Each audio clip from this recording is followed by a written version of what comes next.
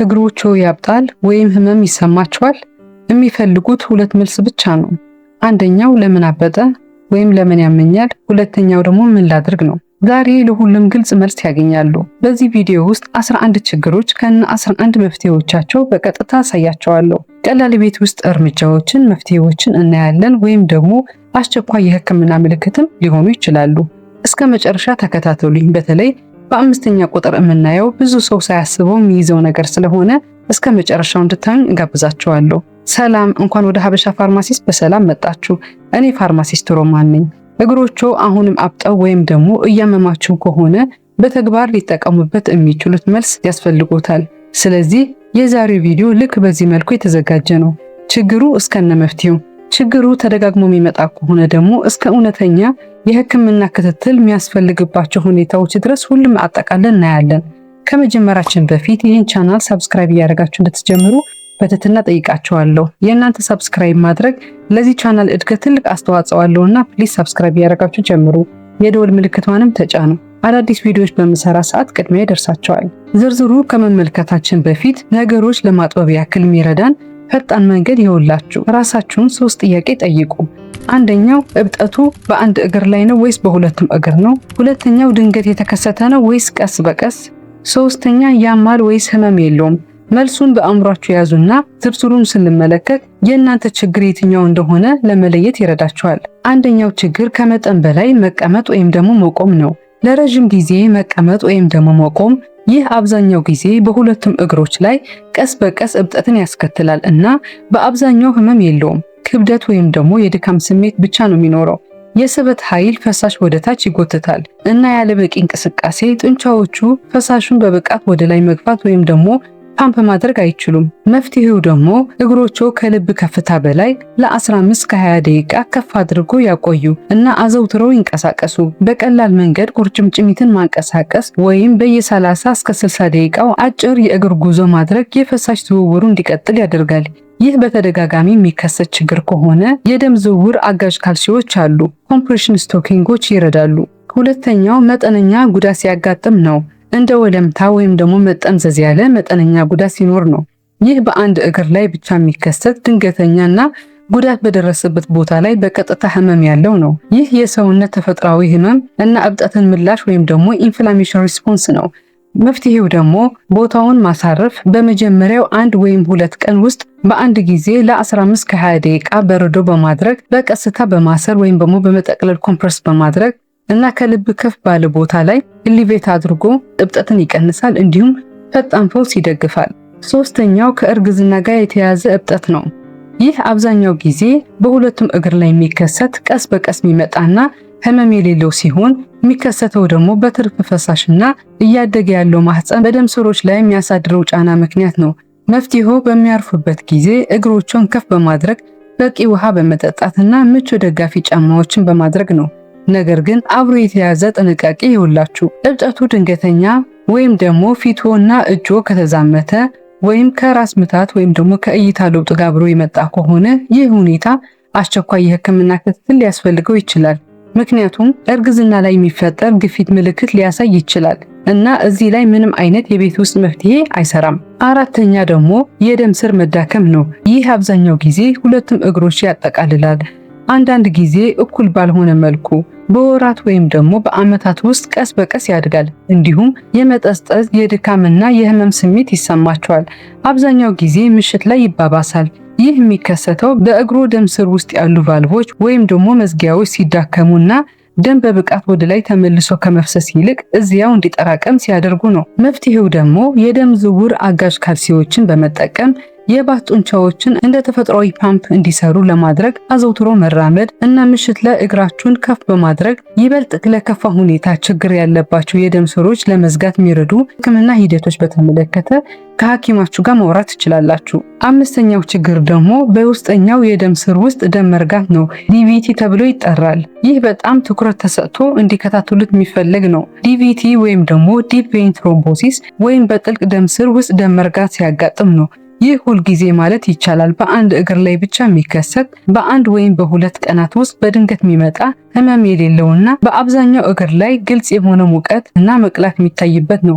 መፍትሄው ለዚህ ችግር ምንም አይነት የቤት ውስጥ መፍትሄ የለም። ይህን ትክክለኛ ምልክት ካስተዋሉ ድንገተኛ በአንድ እግር ላይ ብቻ የሚያም የሞቀና የቀላ ከሆነ ወዲያውኑ ሐኪማችሁን አማክሩ። የረጋውን ደም ተላቆ እንዲንቀሳቀስ ሊያደርጉ ይችላሉ።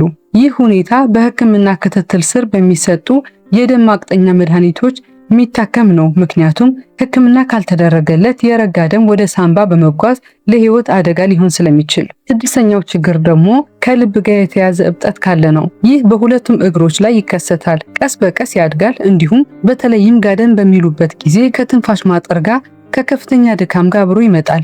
ይህ የሚሆነው ልብ ፓምፕ ማድረግ ሳይችል ሲቀርና ፈሳሽ ወደ ኋላ ተመልሶ እንዲጠራቀም ሲያደርግ ነው። መፍትሄው ደግሞ ይህ የህክምና ክትትል ያስፈልገዋል። ልቦ በበለጠ ውጤታማነት እንዲሰራና የፈሳሽ መብዛትን እንዲቀንሱ የሚረዱ መድኃኒቶችን እንዲሁም ሐኪሙ ሊያሳዩት የሚችለውን ዝቅተኛ የጨው መጠን ያለው አመጋገብ ስርዓትን መከተልን ያካትታል። ይህ በራሳችሁ ሊታከም የሚችል ነገር አይደለም። ሰባተኛው ከኩላሊት ጋር የተያዘ እብጠት ነው። ይህ ደግሞ በሁለቱም እግር ላይ የሚከሰት ቀስ በቀስ የሚመጣ በአንዳንድ ጊዜ ደግሞ ጠዋት ላይ በአይን ዙሪያ ላይ እብጠት ወይም ደግሞ በሽንት ለውጦች የታጀበ ነው። ይህ የሚከሰተው ኩላሊቱ ትርፍ ፈሳሽና ጨው በአግባቡ ማጣራት ሳይችሉ ሲቀሩ ነው። መፍትሄው የኩላሊት ስራን ለመገምገም ትክክለኛ የህክምና ምርመራ ማድረግ። ይህም በአብዛኛው ጊዜ በእርሱ ሁኔታ ላይ ተመስርቶ በሐኪሙ በሚመራ የአመጋገብ ለውጥና መድኃኒቶች ጋር ተጣምሮ ይሰጣል። ስምንተኛ ከጉበት ጋር የተያያዘ እብጠት ሲያጋጥም ነው። ከጉበት የተያያዘ እብጠት አብዛኛው ጊዜ ከሆድ እብጠት ጋር እና ከአንዳንድ ጊዜ ከቆዳ ወይም ደግሞ ከአይን ቢጫ ጋር አብሮ ይመጣል። ይህ የሚከሰተው በጉበት በሽታ አልቡሚን የተባለውን በተለምዶ ፈሳሽን በደም ስር ውስጥ አምቆ የሚይዘው ፕሮቲን ሲጎዳ ነው። መፍትሄው ደግሞ የህክምና ምርመራና ዋናውን የጉበት በሽታ ማከም ነው። ይህ ትክክለኛው ምርመራ የሚያስፈልገው በአጠቃላይ የሰውነት ችግር እንጂ የቤት ውስጥ መፍትሄ ያለው አይደለም። አሁን ደግሞ ትንሽ እረፍት እንውሰድ። ቀደም ሲል ከተነጋገርናቸው 3 ጥያቄዎች በመነሳት ያጋጠሙት ካለው ወይም ደግሞ ቀደም ሲል ካጋጠሙት ችግር ጋር የሚቀራረቡ የትኛው ችግር ነው? ቁጥሩ ኮሜንት ላይ ጻፉልኝ። ቀጥሎ በየትኛው ጉዳይ ላይ በጥልቀት ማብራራት እንዳለብኝ ለማወቅ ይረዳኛል። 9ኛው ችግር ደግሞ ኢንፌክሽን ወይም ደግሞ ሴሉላይቲስ በባክቴሪያ የሚመጣ የቆዳ ኢንፌክሽን ነው። ይህ አብዛኛው ጊዜ በአንድ እግር ላይ ብቻ የሚከሰት ሆኖ ከሙቀት ከመቅላትና ከመነካካት ህመምና አንዳንድ ጊዜ ደግሞ ከትኩሳት ጋር አብሮ ይመጣል። መፍትሄው ይህ ህክምና የሚታዘዙ አንቲባዮቲኮች መድኃኒት ያስፈልገዋል። 10ኛው ችግር ደግሞ የሊምፊዴማ ችግር ነው። የሊምፍ ሲስተሙ ፈሳሽን በአግባቡ ማስወገድ ሳይችል ሲቀር የሚከሰት ሲሆን አብዛኛው ጊዜ ከቀዶ ህክምና ከጨረር ህክምና ወይም ደግሞ ይህ አብዛኛው ጊዜ በአንድ እግር ላይ ብቻ የሚከሰት የማይለቅ ቀስ በቀስ የሚመጣና የክብደት እንዲሁም የመወጠር ስሜት የሚፈጥር ነው። መፍትሄው ደግሞ ለዚህ ሁኔታ ተብለው የተዘጋጁ ልዩ የደም ዝውውር አጋዥ አልባሳት ኮምፕሬሽን ጋርመንትስ በመጠቀምና በሰለጠነ ባለሙያ የሚደረግ የሊምፍ ፈሳሽ ማፍሰሻ ማሳጅ ህክምና ወይም ደግሞ ማኑዋል ሊምፋቲክ ድሬኔጅ ከሐኪሙ የሚሰጥ መመሪያ ጋር የሚሰጥ ይሆናል። 11ኛው ችግር ደግሞ ከመድኃኒት የጎንዮሽ ጉዳት የሚመጣ እብጠት ነው። የመድኃኒት የጎንዮሽ ጉዳት የሚመጣ ፈሳሽ መቋጠር፣ ይህም ከአንዳንድ የደም ግፊት መድኃኒቶች ጋር ወይም ደግሞ ከጸረ ብግነት መድኃኒቶች ጋር የሚመጣ ሊሆን ይችላል። ይህ አብዛኛው ጊዜ ሁለቱም እግር ላይ ያጠቃላል። እንዲሁም መድኃኒቱን መውሰድ ከጀመሩ በኋላ ቀስ በቀስ ይከሰታል። መፍትሄው ደግሞ ሐኪሞትን ያነጋግሩ። ሐኪማችሁ ህክምናውን ለማስተካከል ይችል ዘንድ እብጠቱ መቼ እንደጀመረ ያነጋግሩት። አሁን ደግሞ እንደተለመደው የማስጠንቀቂያ መልእክት ልንገራችሁ። አንዳንድ ምልክቶች ጥምረት ማለትም በአንድ እግር ላይ ድንገተኛ እብጠት ህመም ካለ፣ ሙቀት ወይም ደግሞ መቅላት ጋር ካሉት ወዲያውኑ ሐኪማችሁን አማክሩ። ይህ በአምስተኛው ችግር የጠቀስነው የዲቪቲ ምልክት ነው። የእግር እብጠት ከደረት ህመም ጋር፣ ከትንፋሽ ማጠር፣ ፈጣን የልብ ምት ወይም ደግሞ ደም የተቀላቀለበት ሳል ጋር አብሮ የመጣ ከሆነ ወዲያውኑ አስቸኳይ ህክምና ያገኙ። ይህ ማለት የረጋውን ደም ወደ ሳንባው ደርሷል ማለት ሊሆን ይችላል። ይህም ለህይወት አስጊ ሊሆን ስለሚችል በአስቸኳይ ሐኪማችሁን አናግሩ። በአንድ እግር ላይ ያለ እብጠት ከሚስፋፋ መቅላት ጋር ከመጣ ፈጣን ህክምና ያገኙ። የኢንፌክሽን ምልክት ሊሆን ይችላል። እርጉዝ ከሆኑና እብጠቱ በራስ ምታት፣ ከእይታ ለውጥ ወይም ደግሞ ከፊትና ከእጅ እብጠት ጋር ከመጣ ሐኪማችሁን አማክሩ።